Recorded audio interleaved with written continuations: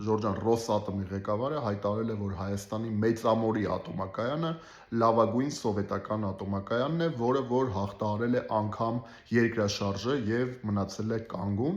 Այսինքն սա ինչ է նշանակում։ Նշանակում է, որ Հայաստանի Մեծամորի ատոմակայանը լավագույն աշխարհում ատոմակայաններից է, բայց որոշ շրջանակներ Հայաստանում իդեպ սինխրոնիզացված Թուրքիայի եւ Ադրբեջանից եկող նաև կոչերի, որ պետք է փակել ատոմակայանը, միասին այդ ուրեմն օրակարգն են առաջ տանում։ Այդ որոշ շրջանակներ ասում են եկեք փակենք Մեծամորի ատոմակայանը, բայց ինչի պետքա փակենք։ Հակառակը մենք պետքա կառուցենք նոր էներգաբլոկ։ Համատեղ այդ լավ ծրագիրը Մեծամորի ատոմակայանը պետքա հանդիսանա օրինակ աշխարհում շատ ու շատ երկրների համար, որտեղ Մեծամորի ատոմակայանը իսկապես այնպիսի ծրագիր է, որը չկա տարածաշրջանում։ Հիմա Թուրքիան է Ռուսաստանի հետ կառուցում ատոմակայան։ Մենք մերը փակենք, ուրեմն իրանց կոչով, որովհետև Թուրքիան, Ադրբեջանը ասում են փակեք, որ իրանք ունենան ատոմակայան, թուրքերը, հետո էլ մենք գնանք իրանցից ինչ էլեկտրաէներգիա առնենք,